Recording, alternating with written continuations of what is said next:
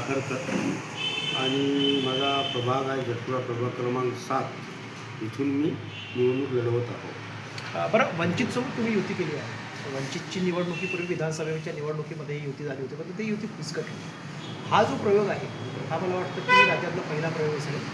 शिवसेना उद्धव ठाकरेकडे वंचित युती केली. हा प्रयोग किती यशस्वी होईल असं तुम्हाला वाटतं?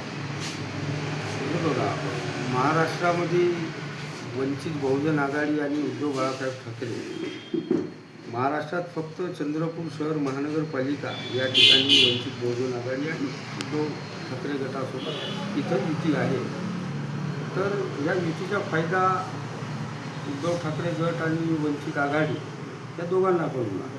आणि भीमशक्ती आणि शिवशक्ती हा जो प्रयोग मागच्या विधानसभेत होऊ शकला नाही, परंतु या चंद्रपूर शहर महानगरपालिकेच्या माध्यमातून होत आहे आणि याचा फायदा नक्कीच दोन्ही उमेदवारांना, वंचित आणि उद्धव बाळासाहेब ठाकरे या उमेदवारांना नक्की फायदा होईल असं मी समजतो. बरं, यावेळेस जे चित्र आहे चंद्रपूरचं ते स्पष्ट नाही, तरीही शिवसेनेने मागील काही अनेक वर्षापासून महिन्यांपासून जी काही प्रभागावर तयारी केली होती महानगरपालिकेच्या निवडणुकीच्या रिंगणात उतरायसाठी, शिवसेनेने मोठ्या प्रमाणामध्ये आपले उमेदवार उभे केले आहेत.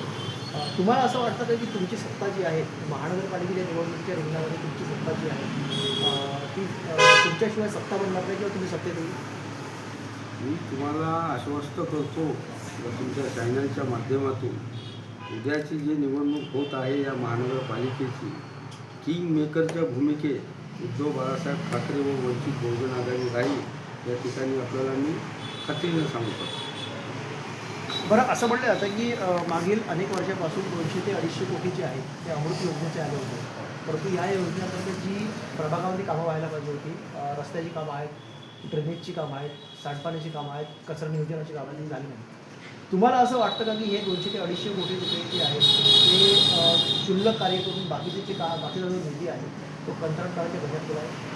नक्की बरोबर आहे. याचं कारण असं आहे, या महानगरपालिका या शहरामध्ये ही विधानसभा आणि महाराष्ट्र आणि लोकसभा या ठिकाणी भाजपची सत्ता आहे. या लोकांनी महानगरपालिकेत आपले माणसं ठेकेदारीच्या माध्यमातून भाजपने ठेवले आहे आणि काही प्रभागात आपण पाहत आहोत की जवळजवळ ठेकेदारच या निवडणुकीच्या रिंगणात आहे.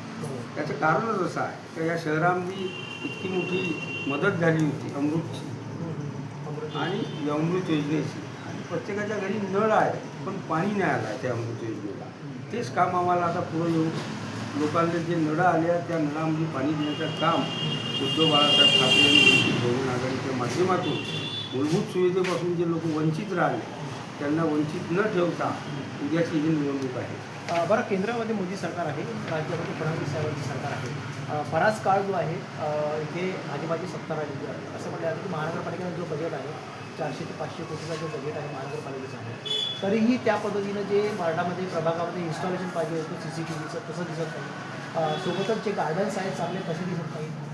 पर्यावरणाच्या दृष्टिकोनातून मोठ्या प्रमाणामध्ये इंडस्ट्रियलायझेशन होत आहेत, परंतु आरोग्याच्या ज्या समस्या आहेत त्या मोठ्या प्रमाणामध्ये उद्भवत आहेत. तुमच्या प्रभागामध्ये प्रामुख्याने जी समस्या आहेत त्या कुठल्या समस्यावर तुम्ही लोकांना कमिटमेंट केला आहे, अजेंड्यावर दिला आहे तुमच्या? हे बघा, समस्या एक असती तर सांगता आलं असतं. समस्या अनेक आहे या प्रभागात. आता या निवडणुकीच्या अनुषंगाने या प्रभागात प्रत्येक घरी आणि प्रत्येक रस्त्यात जात असताना समस्येचा ढिगार पडला आणि यांचे नियोजन शून्य असल्यामुळं या शहरात, माझ्या प्रभागातच नव्हे तर शहरामध्ये नियोजन शून्य काम होतं. त्यामुळे या शहराचा विकास होऊ शकला नाही. आरोग्याचा प्रश्न माझ्या प्रभागात खूप मोठा आहे. जलनगरसारख्या भागामध्ये वस्तीचा भाग आहे. आपण जर जाऊन बघितलं त्या ठिकाणी तो उभे राहू शकत नाही, परंतु ते लोक कसं आपलं दैनंदिन जीवन त्या घरात राहून घालवतात याची शोकांतिका वाटते. तेवढ्यासाठीच या संपूर्ण नागरिकांच्या आव्हानाने आपल्या मूलभूत सुविधा गरजा तेवढ्याकरता उद्याची निवडणूक आहे. तर आपण सर्व उद्याच्या निवडणुकीत मशाल या चिन्हाच्या पाठीशी राहून आपण आपल्या विकासासाठी, आपल्या प्रश्नासाठी आणि आपल्या मूलभूत सुविधेसाठी मशाल या चिन्हाच्या